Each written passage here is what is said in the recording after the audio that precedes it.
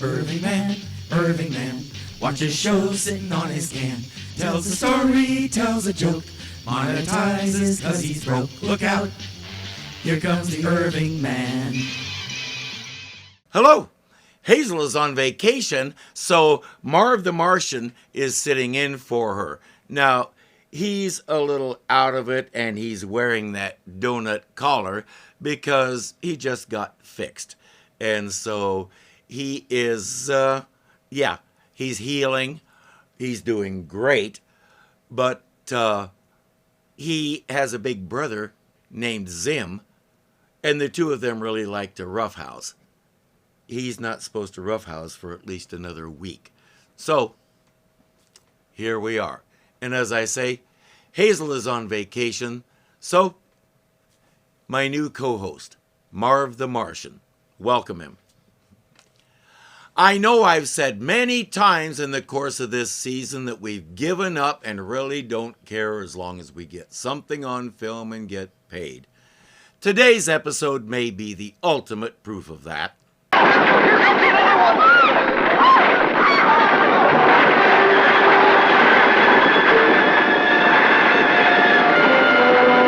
I don't know why they're all in such a panic. It's floating a good distance above the building, so no harm done. Peter Parker and his current girlfriend Susan are at the house where that thing seems to have originated.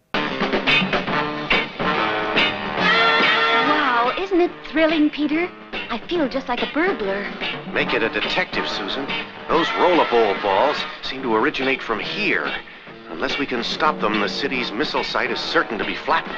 How can you be sure, Peter? We've been here for hours and haven't uncovered anything faintly resembling one. If some things are starting to look familiar, you're right. Besides, how could this old house hold anything so enormous as a mean old rollerball ball? Have you forgotten, Sue, who this place is supposed to belong to? You mean Dr. Von Glutz? Dr. Carl Von Glutz. So that's it. The microbotanist. And if you're thinking their mouths don't exactly match the words, well, this time it's not my computer's fault. What have you got there? I don't know. I found it among some other boxes. The rest were empty. A micro rollerball. Micro? How's that possible? I don't know, but I think we're getting to the bottom of our mystery. This is looking too familiar, so I'll go ahead and spill it. This is Season 2, Episode 5, called The Vine, and it's reused almost frame by frame. Then the house belonged to Susan's family, except her name was Jackie, and it had belonged to a Professor Smithers. He built a time machine and went back to 3 million BC, and Spiderman had to find him to learn how to stop these balls. I'm not exaggerating. This is the same story with the same villains and the same plot about who the real villains are. Peter, look at this. It looks like some sort of cave. But to where? It is. It's the Glutz machine. It leads to the land of crystal creation. Come on, you're kidding. The Cave of Crystal Creation. With enough volcanic activity, that could be any cave. And by the way, that seed they were messing with has grown to full size, and it started rolling toward a military base that has lots of nuclear weapons to smash. Dr. Von Glutz's notes say they grow when they're exposed to air, so don't open the box. Should have read that part first. Peter, when it falls, Camp Forward will flatten. Things gotta be stopped. But how? Can't roll it back uphill. Can't let it fall. Got to find a weakness. Those guys below it have tanks, artillery, and probably missiles. Could it be that its weakness is high explosives directly applied? No, Peter has to go through that portal to find the solution. Peter, don't! No time to argue. Our whole free enterprise system is at stake. What? I'm with Carl. What? That thing rolls down the hill and squashes a few Jeeps and Quonset huts. How does that bring down the whole... You know what? I do that way too much with this show, trying to make sense out of stuff that probably isn't supposed to make sense. Once he's through the portal, Peter changes to his Spiderman outfit. I hope he remembers where he left his clothes.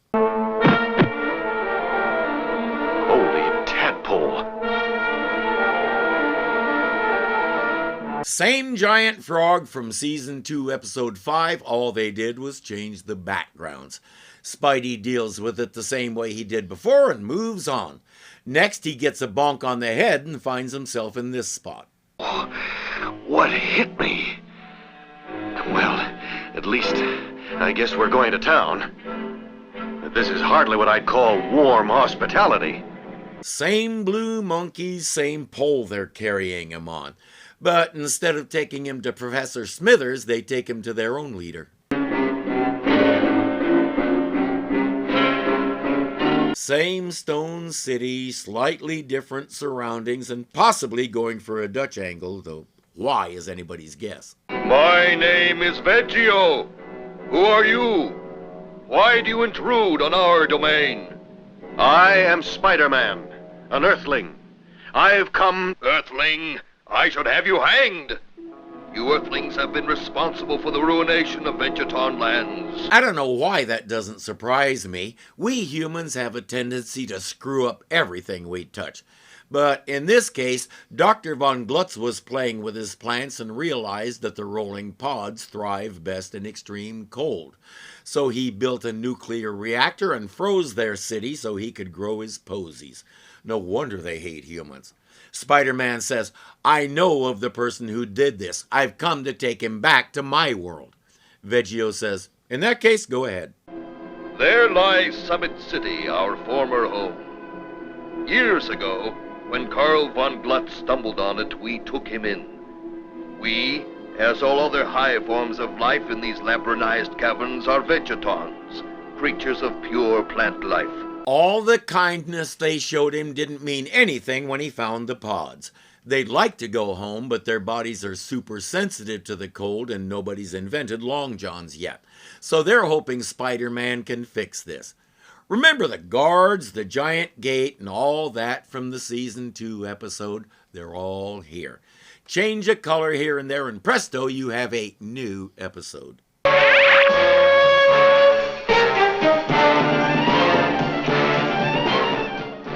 See that?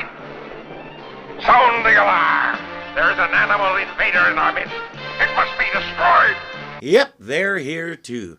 Von Glutz followed their orders, and once they had what they wanted from him, which is to say the cold environment with the other guys booted out, they killed the professor and took over.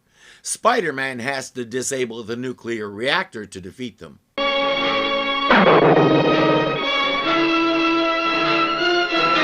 I hope you saw that. First, why is a blue monkey guarding the place that's been taken over by plants? Second, how did it change into a plant when it fell? This is the peak of laziness. The karate chop is straight out of the season 2 episode, but a monkey down doesn't make sense, so suddenly it's a plant. And viewers are just supposed to accept this. He's reached the power station.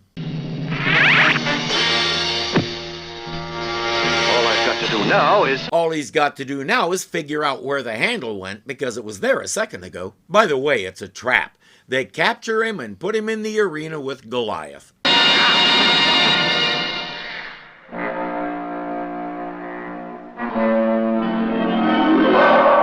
cats!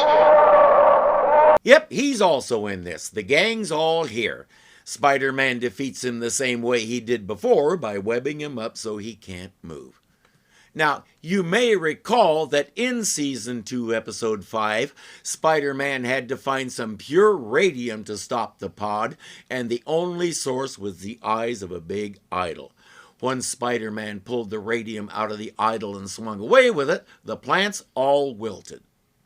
Watch this. This stuff is shielded with platinum.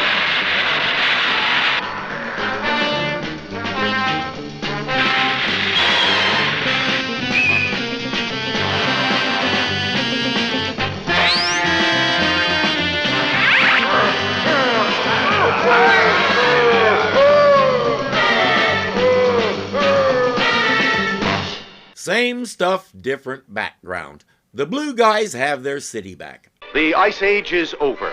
You can return to your city. And it's nice that Professor Smithers found his way there to help with the packing. Talk about not trying. They didn't even take a little time to erase him from the scene. Just slap it in there, toss me another beer, and let's move on.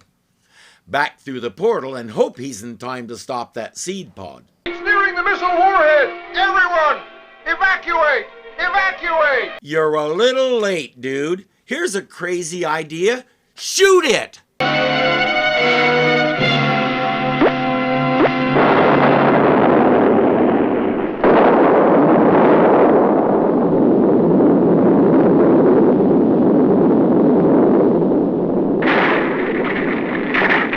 Nobody ever explains what he took from that ha-ha reactor, or why those two pieces of MacGuffinitanium destroyed it better than that giant cannon could. I think they're telling us to just go with it, and honestly, this is one time that I say I don't think so. This is insulting. I was just shy of 17 when it aired, and if I did see it, it had the same effect on me. These were intended for an audience of about age 10 on up. And it's insulting to all ages because it shortchanges everyone. We're too lazy to come up with a new story, so we recycle an old one, footage and all.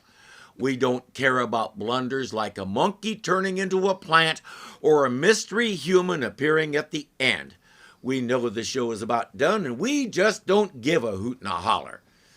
They would have done better to cancel the show after season 2 rather than foist this crap on a faithful audience.